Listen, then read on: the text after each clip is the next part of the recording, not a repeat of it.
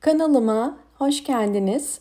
Bugün sizlere kökleri sağlıklı fakat çiçek açmayan orkideleri çiçek açtırma yönteminden bahsedeceğim. Eğer orkidenizin kökleri ve yaprakları sağlıklıysa ve çiçek dalı çıkarmıyorsa bugün yapmanız gereken birinci püf nokta budama. Eğer orkidenizin eski bir çiçek dalı varsa ve çiçeklerini döktüyse orkidelerinizin yeniden çiçek dalı çıkarabilmesi için budama yapmanız gerekiyor.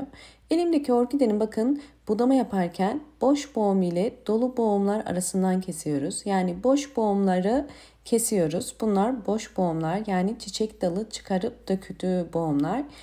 Dolu boğumları bırakıyoruz. Çünkü her bir boğum yeni bir çiçek dalı demek. Hemen bakın dolu boğumun üzerinden keskin bir makas ile kesiyorum. Evet, kestim. Gördüğünüz üzere bakın bu kestiğim dal artık çiçekleri solmaya ve uçtan da uzamayan bir dal. Bu tarz dalları kesebilirsiniz.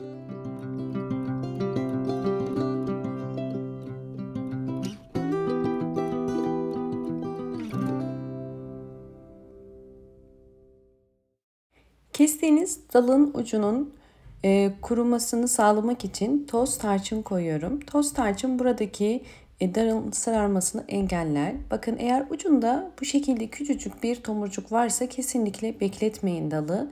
Çünkü dal uçtan uzamaya devam etmez. Hemen budama yapın. Budama orkidenizin yeni çiçek dalı çıkarmasını kolaylaştırır. Şimdi sizlere diğer bir budama şeklini göstereceğim. Eğer orkidenizin bütün dalları bu şekilde sarardıysa ne yapmanız gerekiyor? Burada yapmanız gereken sararan dalı sararmanın bittiği yerden itibaren kesmek. Bakın dalı daha yakından gösterecek olursam gördüğünüz üzere uç kısmının bakın sararmanın bittiği yer burası ve tek hamlede kestim. Bu tarz orkidelerinizi dalı kestikten sonra ne olacak? Yeniden dal çıkarır mı? Budama yaptıktan sonra belirli aralıklarla gübreler verirseniz hiç çiçek dalı olmayan orkide yeniden çiçek dalı çıkarır. Elimde pirinç unu var.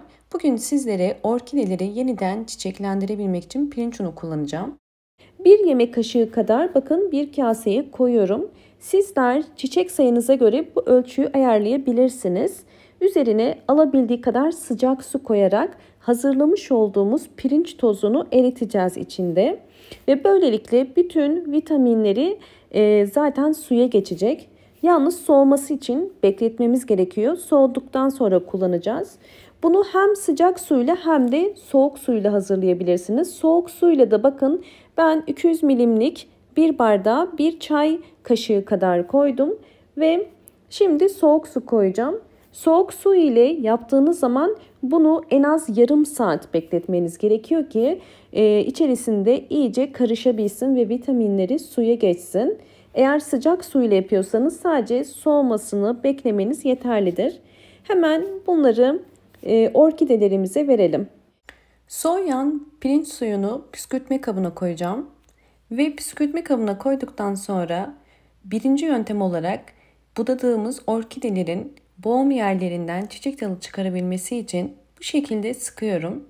Bu sıkma işlemi ne işe yarar? Orkidenin boğumlarını nemli tutar ve yumuşak tutar. Bu da bu boğum yerlerinden filizlerin hızlı bir şekilde çıkmasına, büyümesine yardımcı olur. Özellikle yaz ayında orkide dallarının boğum yerlerini nemli tutmak için bunu 2-3 günde bir yapabilirsiniz. Orkidenin dalına çok faydası olacaktır. Kesinlikle bu karışımı direkt orkidenin çiçeklerine dökmeyin. Çünkü çiçeklerinde lekeler oluşur. Sadece boğum yerlerine bu karışımdan döküyoruz.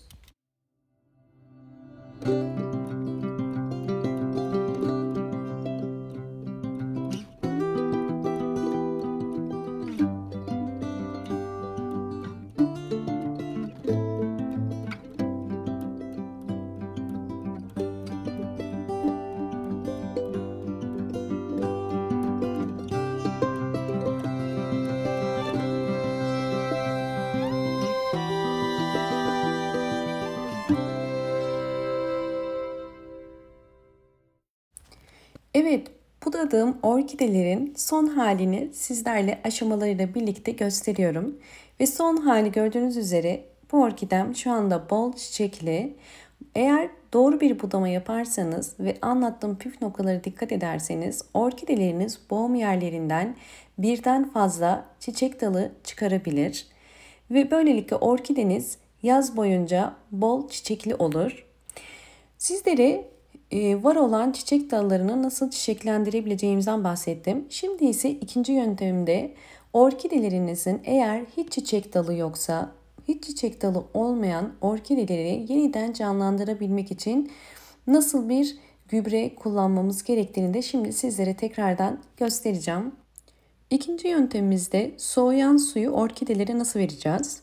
Suda bekletilen pirinç bir süre sonra bütün vitaminlerini beklediği suya bırakır. Böylelikle pirinç nişastası dediğimiz bu beyaz su bol amino asit bakımından hem zengin olmuş oluyor hem de bol bol vitaminler olmuş oluyor. Her bir saksıya en az 5 yemek kaşığı kadar verebilirsiniz. Bunu 8 yemek kaşığına kadar da çıkarabilirsiniz. Böylelikle her bir saksıya bundan vereceğiz. Bunun en sık aralığı 15 gün olmalı. Yani 15 günden daha erken çiçeklerinize vermeyin. Ama ideal olanı ayda birdir. Mutlaka. Peki sıvı bitki besinleri nasıl yararlar sağlıyor? Bakın gördüğünüz gibi bol bol yeni kökler çıkarmasına yardımcı oluyor. Bu kökler orkidelerin gelişiminin iyi olduğunu bize gösteriyor. Aynı zamanda hava köklerinin de aktif olmasına ve orkidelerdeki nem dengesinin de sağlanmasına yardımcı oluyor. Hava köklerinin bu şekilde büyümesi orkidenizin sağlıklı olduğuna ve aynı zamanda orkidenizdeki nem dengesinin de yeterli olduğunu gösteriyor. Sizlere şimdi 3. tarifimi de yaz ayında orkideleri nasıl serinletmek için kullanacağımı göstereceğim. Pirinç suyunu buz kalıbının içerisine döküp bunu dolapta bekleteceğim ve daha sonra orkidelerimiz için kullanacağım.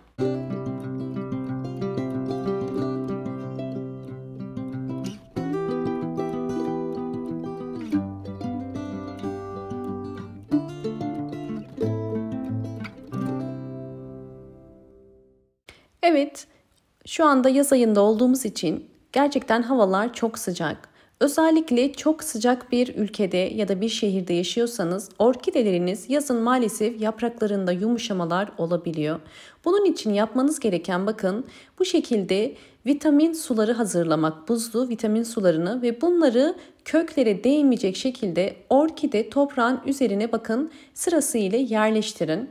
Bu işlem orkidenizin serinlemesine ve bir hava değişimi, kısa da olsa bir hava değişimi yaşamasına yardımcı olacak. Bu da orkidemizin yeniden canlanmasına ve çiçek açmasını da kolaylaştıracaktır. Umarım bu anlattığım püf noktalar sizler için faydalı olmuştur. Eğer anlattığım püf noktalara dikkat ederseniz çiçeksiz orkideleriniz yazında çiçek açıp bol bol sağlıklı kök ve yaprak verecektir. Eğer videomu buraya kadar izlediyseniz ve beğendiyseniz hemen beğen tuşuna basıp kanalıma da abone değilseniz eğer bana destek olmak için abone olabilirsiniz. Bol bol yorumlar yapıp yorumlar kısmında da sorularınız varsa sorabilirsiniz. Hoşça kalın, sağlıkla kalın.